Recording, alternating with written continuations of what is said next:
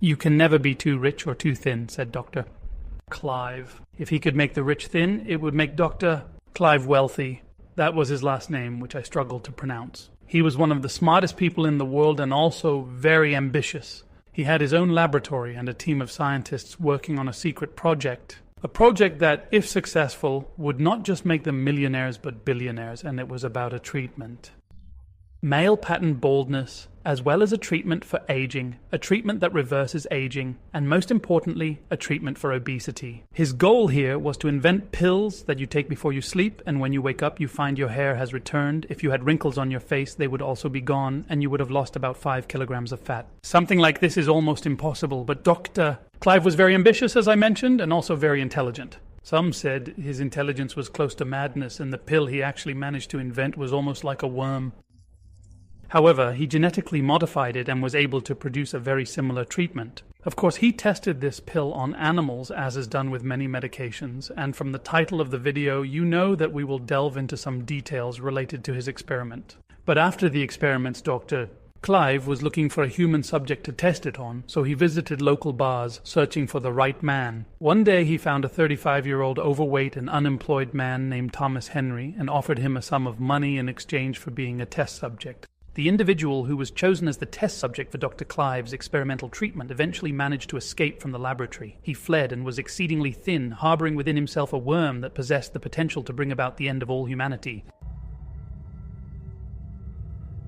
An article was published on October 19, 2014 on a website known as Strange News Network, or Odd News. The article detailed an unusual incident reported by a dining establishment named the Father's Club, located on Prince Edward Island in Canada. This rare and peculiar story described an extraordinarily thin man, unlike anything the observer had ever encountered before. The individual seemed to be on the verge of death, yet he remained ravenously hungry. This man, who entered the restaurant that morning, astonishingly managed to consume 5 family-sized meals, each consisting of 4 eggs and 3 pancakes.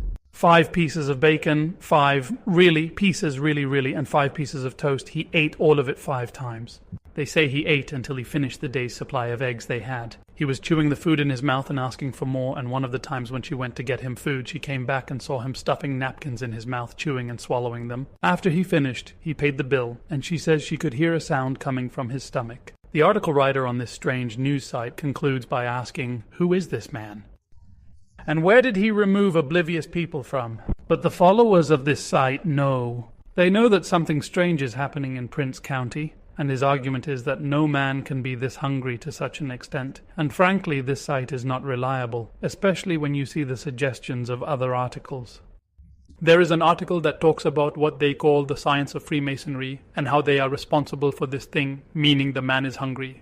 Also, in one of the articles it says, a burger kills an alien. And then another article says a shop cobra hit a child in a public park, you understand? The point is that this site is not reliable, so no one has a reason to believe the information coming from this site. Unfortunately, the story of the hungry man is not among their nonsense. Thomas Henry Paget, born in St. Catharines, Canada, was described by his mother as a chubby child who grew into a chubby teenager. At the time, it didn't bother him, but after being bullied, his weight became a source of shame for him. Worse still, after his death, Tom was insulted and criticized by scientists, politicians, and everyone who knew about what he had done, but not for what he had actually done. Tom was on the verge of starting the largest and worst pandemic in history, which was actually a biological weapon. Before he departed from the laboratory where they were conducting experiments on him carrying the disease within his body, this disease was actually a parasitic worm named the Hydatid worm, engineered by Dr. Clive A. The disease, which wasn't genuinely a disease, was actually a medication that addressed numerous issues like obesity and baldness. People were extremely angry with Tom because he escaped from that laboratory without comprehending the magnitude of the catastrophe he was about to initiate. Fortunately for the world, Thomas fled to a small uninhabited island. His existence concluded on that remote island, yet he was not the solitary individual, not the only one present on that island. During that period, there was a scouting group consisting of 5 young boys, each approximately 15 years of age, accompanied by their leader who was in his 40s. No one truly knew what transpired on that island after they were infected with the disease originating from Thomas. Following the report of Thomas's escape to the island, an urgent decision was made to impose a quarantine on the island. The Canadian military surrounded it and prevented any individual or creature from departing that island.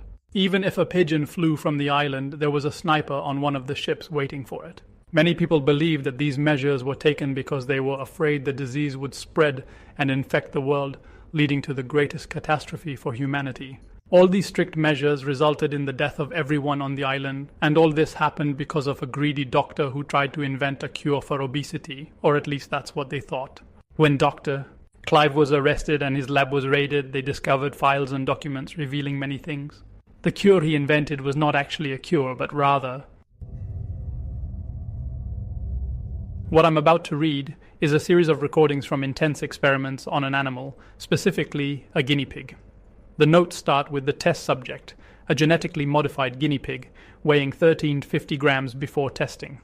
On July 19th at 7 a.m., it was injected in the eye with 100 to 250 eggs of the modified high-tide worm, the test subject. There were absolutely no indications of pain or distress at 8:00, and by 9:10, the test subject remained unchanged, still being referred to as it was. At 10:13, it commenced to scream multiple times. At 10:47, it started to become increasingly agitated and began bumping into its cage, with its level of screaming intensifying, as if it were utterly terrified. At 11:07, the guinea pig started gnawing on the bars of the cage. At 11:09, it began consuming the wood shavings surrounding its cage from the inside. At 11:15, the test subject began to eat its own waste.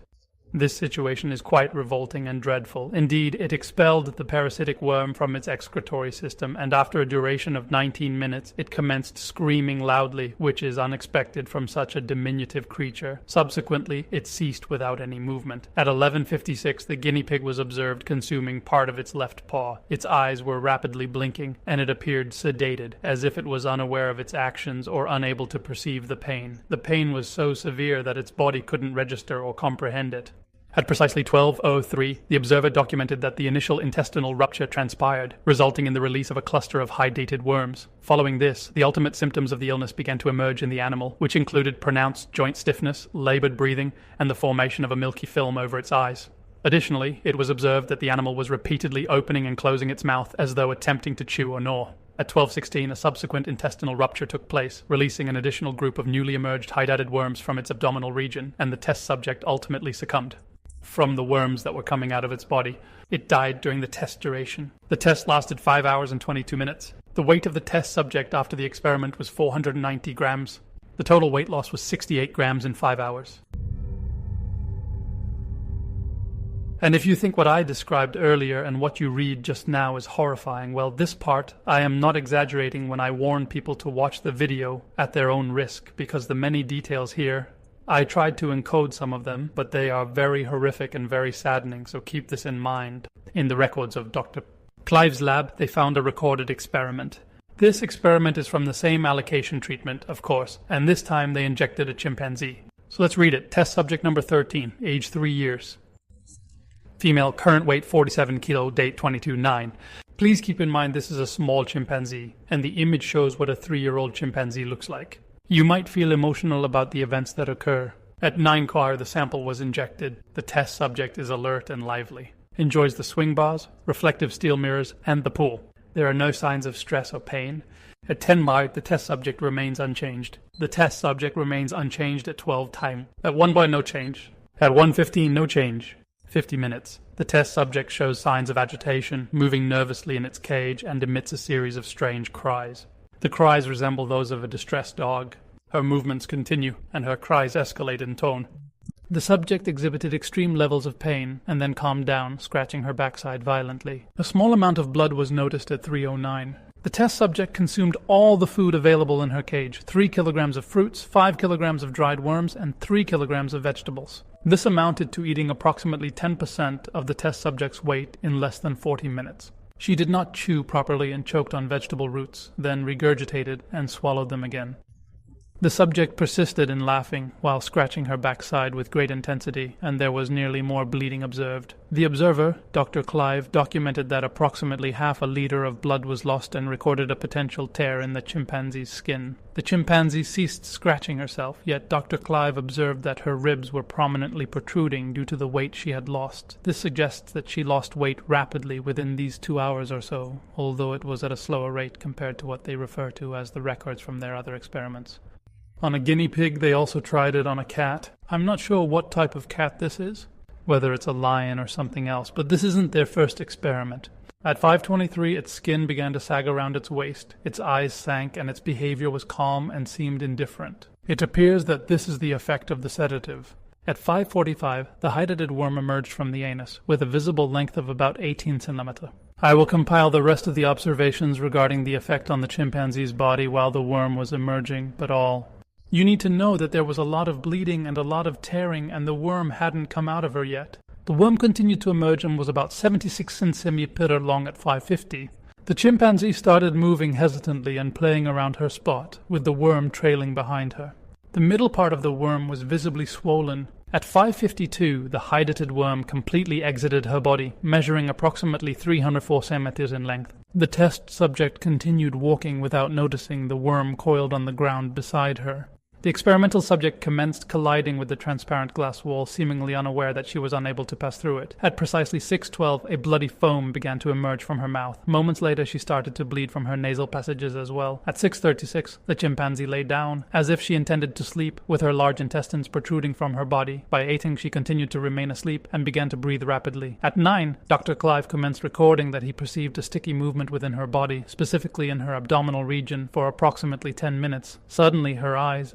The veins inside her were visible in her eyes, and she was in a state of distress, scratching her face and making sounds as if she were speaking. After 2 minutes, she calmed down a bit and went to hang on the swing bars, then entered the pool. The water around her began to turn red, and she was splashing herself with the water indifferently at 10:16. This is the scene I will never forget. The chimpanzee began to tear parts of her fur violently, and after a few moments, she sat staring at these parts floating in front of her in the red water, and then she started to eat them. She continued. Her arms bore marks, and she was consuming them, then her stomach and neck continuously eating and eating. There was blood, and she was bleeding profusely from everywhere. At precisely 10:42, she emerged from the pool. Her movements were sluggish, her bones were visible, and her skull was also discernible beneath the thin skin, with a significant portion of her skin exposed. After she tore apart the fruits, she described her appearance as if numerous bees were stinging her from a specific location, leaving a red mark at 10:45. She began to assault the steel mirror with great force, leaving bloody prints on it, and commenced screaming. Hit it hard as if wishing the mirror would shatter so it wouldn't see its reflection. Then it started to move away from the mirror and lay on the ground. It was making sensitive sounds at 11:02. One of the scientists, named Dr. Nevin, took over the monitoring of this experiment instead. Here comes Dr. Nathan. As soon as he entered, he began to see the situation and was shocked himself. He started hesitating in speaking and recording his observations and said that the chimpanzee was no longer a chimpanzee, questioning how this happened. He even began to curse Dr. Clive for allowing this creature to suffer to such an extent. She was unable to move. Instead, she was crawling, and it seemed as if there was no spirit left within her. Her organs were outside and so on. Also, he noticed the worm forming on the ground. The chimp was crawling towards it. The worm was white and covered in a sticky substance, and the chimp's tongue was out with her mouth open, but there was a hissing sound coming from her. Dr. Niven said he was certain that the sound wasn't hers, but rather something coming from inside her, from the remaining worms inside her. Then the chimp became the worm, grabbed it, and just watched. In a state of bewilderment, she then commenced to consume it. She began to examine the worm entirely within her mouth, emitting a wailing sound comparable to the cry of a drowning feline or something akin, as depicted by the chimpanzee. She collapsed onto the ground. Her body was pulsating from the abdominal region with something moving internally at 11:23. Dr. Nathan couldn't endure the sight and departed from the observation room at 11:24. A group of worms began to burrow their way out of the chimpanzee's body, and the size of the worms that emerged was not identical to the one from earlier. At 11:28, the worms commenced their emergence from the chimpanzee's cheeks and eyes. By 11:32, the chimpanzee sat down and began to scratch at its face and body, attempting to rid itself of the dead skin. Moments later, its bones started to become visible, particularly the bones of its elbows and chest area. Then it removed substantial pieces of flesh from its forehead, without making any sound that would indicate pain, and continued to peel its body indifferently. At 11:40, 2 large hydatid worms emerged from the chimpanzee's eyes. By 11:42, the test subject was completely blind. She continued eating her flesh at 11:47. The test subject was unable to move, and the worms emerging from her body began to touch each other as if they were trying to reproduce. At 12:33, the test subject appeared dead, sprawled on the ground, but her abdomen was still pulsating. Moments later, a group of small worms emerged from her abdomen and anus. The worms outside her body began to slow down, and eventually their movement ceased completely. The duration of the test was 15 hours and 40 minutes. The weight of the test subject was 20 grams, with a total weight loss of 27 kg. The experiments conducted on animals revealed something important, which is that their treatment is very dangerous. It turned out that this treatment is unsuccessful in achieving the goals they set for themselves, such as combating obesity and aging, among others.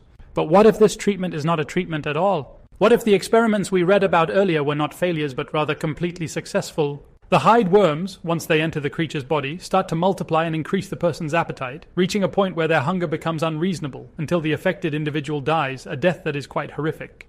And he starts eating things he shouldn't be eating, so what if, in reality, this wasn't a treatment but a biological weapon? After Dr. Clive was arrested, and they seized all the documents related to the project we read about earlier. They found 2 amounts transferred to him. One amount was transferred from a pharmaceutical company as funding for an obesity treatment project, and another amount, specifically $50,000, was transferred from a military research company. If indeed the project wasn't stopped, it could have become the perfect weapon for destruction. Let's say, for example, a state possessing the weapon and a state that is environmentally an enemy of state A. So, to destroy it from within, they can send one person with a sample of the worms who can drop it into drinking water consumed by a few citizens, and then they destroy it from the inside. The infection spreads, these worms spread, they love to multiply, and the entire population will be destroyed in a short time. They won't know the source. They won't know if this thing is natural or if someone made it. The whole topic, by the way, is from a novel, one of those horror novels that everyone describes as a terrifying read that gives you chills as you go through it. See you in the university video.